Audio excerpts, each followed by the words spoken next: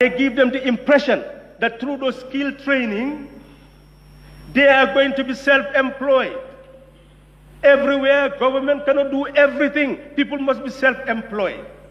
They are deceiving the young people because we know in economics that a person can never be self-employed unless he owns the means of production. How can you be self-employed without owning the means of production? You train them and you don't give them the means of production. How will they be employed? How will they be self-employed? They do not have land. They do not have machine. They do not have all the other wherewithals. How will they be self-employed? So, Honorable Speaker, we must begin to be realistic. We must see that an economy where 23% in agriculture, aiming to produce from 69,000 tons of rice to 122,000 tons by the end of the planned period, national development period. It has been declared before that by 2016, we'll be self-sufficient in rice production. We were importing 200,000 tons of rice and only could produce 57,000 by 2015. That was the promise. The promise failed. What is the new promise? And how will it be implemented? Concretely, who will be the producers? What do we put at their disposal to be able to produce? I would have thought that even in this budget speech, we will know the state of groundnut production, the marketing, the reality. We only know that the world market price is increasing. But what is the concrete reality? We need to know. And we must also bear in mind that talking about giving few people the land so that they can engage in highly mechanized agriculture is not going to eradicate poverty. You must transform our family farms into cooperatives, give them all the wherewithal they need, and they will increase production and the wealth will go back to them. Many investors are ready to take over our land and give it to a few in the name of mechanized or commercial agriculture. Where will our people get the employment? You turn them into just merely indentured servants, earning pittance.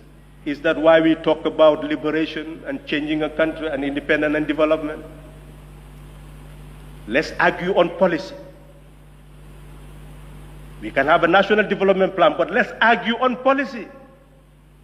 What should we do to eradicate the poverty of our people? That is very important, Honorable Speaker. And I must conclude now. An adjournment debate, I'll be able to touch into all the things and probably write about all the things so that we can all learn from each other. There are so many things to be said. But Honorable Speaker, we are claiming that the budget is not pro-poor. But is this National Assembly pro-poor? We all knew when we came here that $15,000 a month with a new transport given or new or whatever transport given to people, and when they had this transport, what will fuel the transport? If you spend $500 a day, your $15,000 salary has gone. And the National Assembly members knew the pinch. That's why they insisted that it is important to increase the house to office so that they will be able to fuel transport. Let's be real. All other ones came. We continue to say that the vast majority of people are not earning. We need to increase salaries.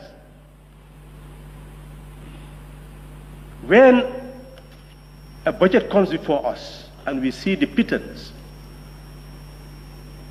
and they talk about increasing the salaries across the board by 50%, what should have been our role is to refuse our salaries to be increased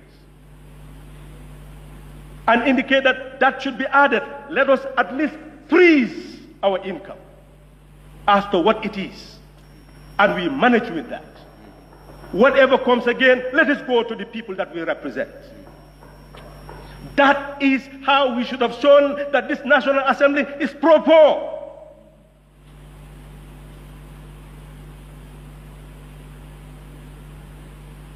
One has no moral authority to criticize anybody unless you look at yourself and then do the very opposite that that person is doing. We know in our language, if you fail to do that, what it means. So my conclusion, Honorable Speaker, is that this National Assembly now has, someone has said this is the litmus test. If we accept this increase, the suffering will increase. And they will start quoting what you are receiving. For me, this is my last sojourn in this National Assembly. I will never be a National Assembly member again after this term. I'm not interested in being a national. I just want to at least leave a legacy of how a National Assembly should function. But some of you want to be here again. I'm emphasizing that the way we are going to show that this National Assembly is pro-poor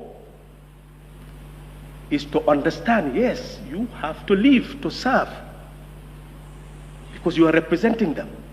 But let us understand a limit. Let's put a limit. And then move from there to help others to also advance. Thank you very much.